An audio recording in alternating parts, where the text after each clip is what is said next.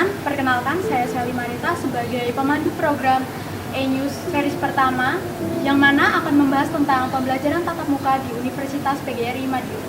Nah, seperti yang kita ketahui, sudah hampir 2 tahun kita hidup berdampingan dengan COVID-19. Wabah yang berasal dari negeri Cina ini telah menyebar di seluruh dunia, tak terkecuali di Indonesia. Angka kematian yang disebabkan oleh wabah ini terbilang sangatlah tinggi. Maka dari itu, demi menekan penyebaran wabah ini, pemerintah menghentikan kegiatan di segala sektor, termasuk dalam sektor pendidikan. Kegiatan pembelajaran yang seharusnya berjalan secara tatap muka sempat berjalan secara daring. Namun, kini korban wabah COVID-19 sedikit menurun dan pemerintah telah memberikan kelonggaran terhadap kegiatan yang terjadi di masyarakat. Kini, dari jenjang sekolah dasar hingga dunia perkuliahan, diberi kesempatan untuk melakukan kegiatan tatap muka dengan beberapa persyaratan serta protokol kesehatan yang tepat. Lalu, bagaimana persiapan Universitas PGRI Madiun dalam mempersiapkan perkuliahan tatap muka? Mari kita simak.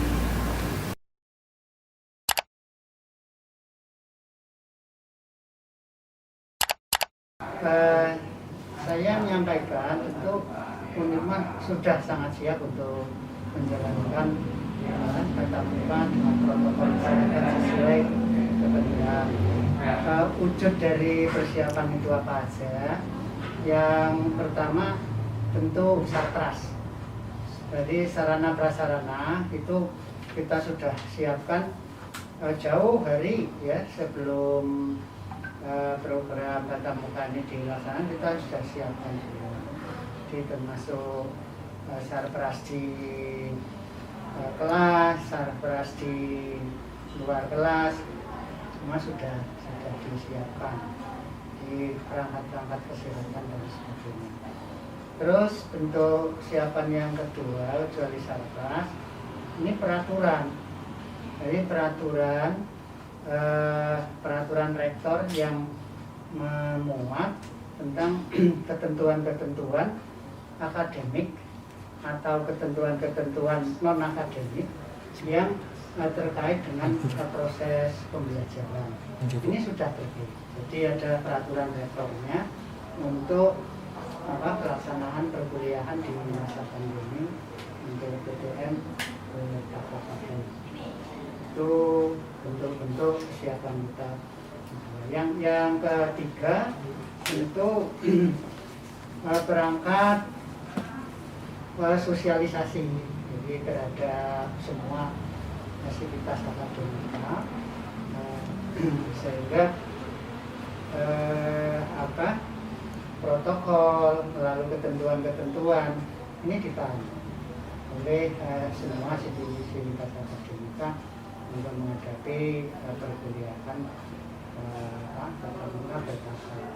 Dan saya mewakili kampus ini sudah beberapa kali melaporkan tentang kesiapan kampus ini ke Dikti, ke LL Dikti. Saya sendiri yang melaporkan itu, sehingga tujuan dari LL Dikti dan Dikti tentunya agar kita benar-benar memastikan bahwa kita siap teman-temannya. Kira-kira yang tentu kita mengikuti ketentuan yang ada ya. Jadi kita mengadopsi dari peraturan kementerian dan kemudian disesuaikan dengan kondisi di kampus. Jadi salah satunya bahwa mahasiswa yang mengikuti perkuliahan tatap muka ini sudah vaksin minimal 1 kali.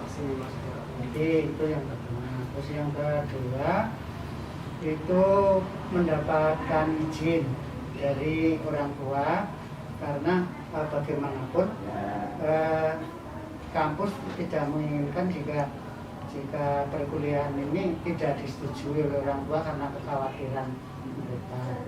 Jadi izin ini sangat diperlukan oleh kampus untuk melaksanakan pembelajaran. Yang ketiga tentu terkait dengan jumlah mahasiswa yang mengikuti. Jadi kalau di ketentuan itu 50% dari kapasitas kelas ya, tapi kita mungkin malahan mengurangi, mungkin mengurangi dari 50% kapasitas kelas.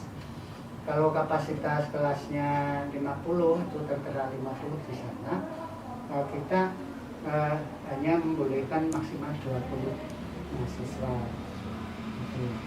Lalu bagaimana penanganannya untuk yang tidak ikut kan itu ya. Jadi bagaimana yang tidak ikut tatap muka itu kita kan pembelajarannya lalu blended learning ya. Jadi menggunakan blended learning dengan PTM terbatas itu mau tidak mau blended, artinya campuran antara tatap muka dengan dalam jaringan, ada gitu ya. Untuk yang dalam jaringan kita sudah gunakan Elma. Jadi Elma kita sudah mantap, sudah sesuai dengan ketentuan DIPI, sehingga ini tidak menjadikan masalah. Sehingga yang tidak mengikuti tatap muka akan mendapatkan haknya 100% melalui Elma.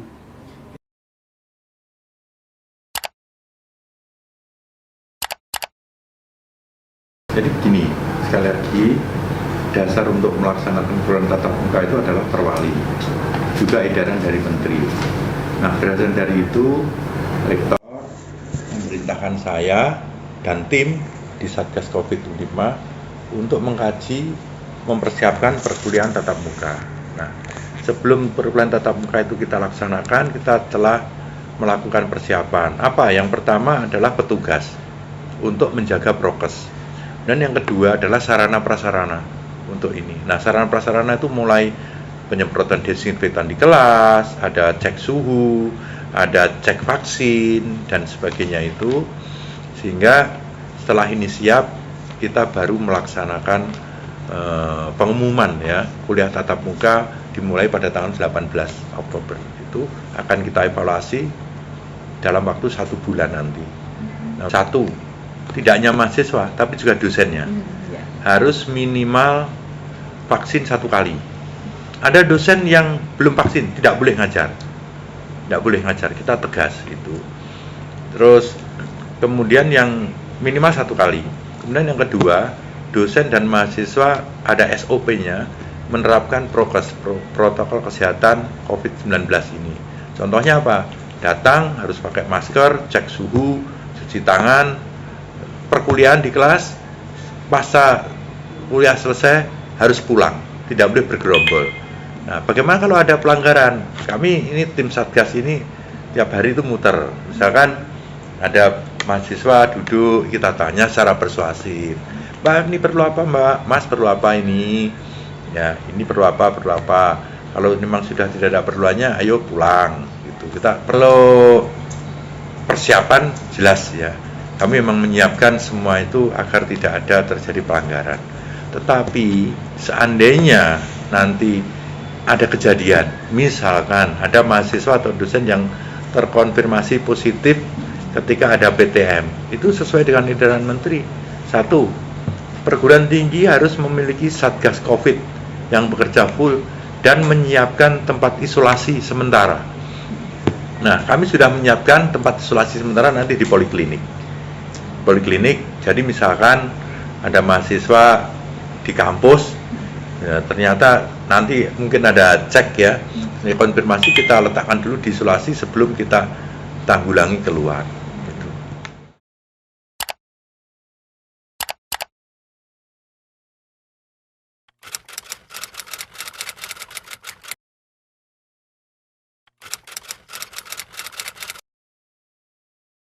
Tetap memilih online. Kalau saya sih prefer offline ya Kak. Jadi Kalau aku sih sebenarnya memilih berkuliah secara offline ya Kak. Memilih offline. luring atau offline?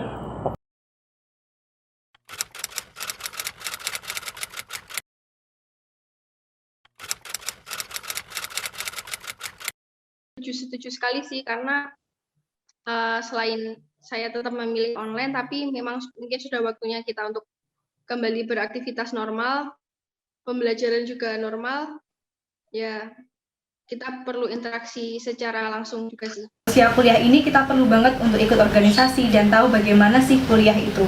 Kalau misalkan online itu terkesan seperti homeschooling. Adanya PTM ini mahasiswa dan dosen pun kelihatan sedikit renggang. Dalam artian kenapa kok sedikit renggang? Dalam persiapan PTM ini dosen itu tidak ada komunikasinya sama sekali dengan mahasiswa. Padahal kan yang terlibat dalam PTM ini kan juga mahasiswa toh.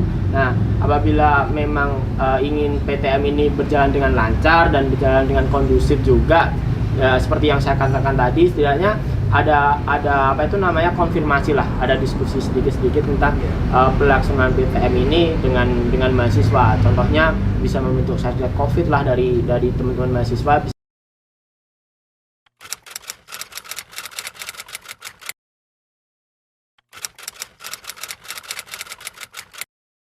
Kalau menurut saya nggak apa-apa ya Mbak, karena vaksin itu kan hal yang terpenting di tengah-tengah kondisi kita seperti ini. Jadi untuk menjaga kesehatan kita, menambah imun kita juga. Nanti kalau masuk kuliah belum vaksin, bisa-bisa ya amit-amit sampai dia membawa virus, kan nanti malah terjadi gelombang baru lagi, terjadi pandemi yang nggak berkesudahan lagi. Jadi kalau menurut saya vaksin itu perlu, dan kalau kampus menerapkan seperti itu sangat bagus sih. Saya setuju dengan diadakannya syarat-syarat tersebut karena kami mengalami beberapa dari kami mungkin yang tidak mau vaksin. Namun adanya luring, kami ingin belajar di kelas dengan cara kondusif, bertemu dengan dosen, mendapat ilmu langsung dari dosen itu bagaimana dan suasananya yang terbangun seharusnya itu bagaimana. Jadi ini memberikan dorongan sendiri untuk kita vaksin, usaha mencari vaksin juga, terus kita juga menjaga satu sama lain, seperti itu. Kita menjaga diri kita juga orang lain.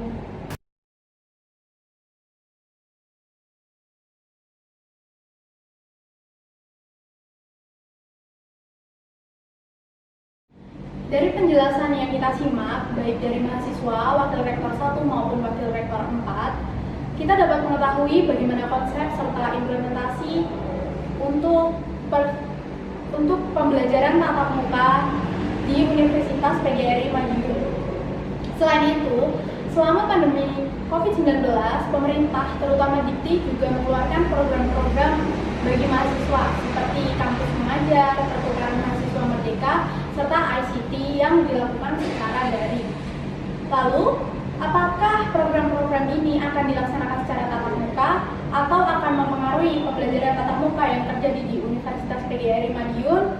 Untuk penjelasannya akan dijelaskan di series berikutnya. Terima kasih. Gini, untuk itu tentu kita mengikuti, karena ini program ini kan miliknya kementerian ya. Kita hanya mengikuti ketentuan-ketentuan yang dimunculkan oleh kementerian, dan kita menyiapkan segala sesuatu yang diperlukan. Jika memang kementerian mengharuskan tatap muka hadir, kita juga sudah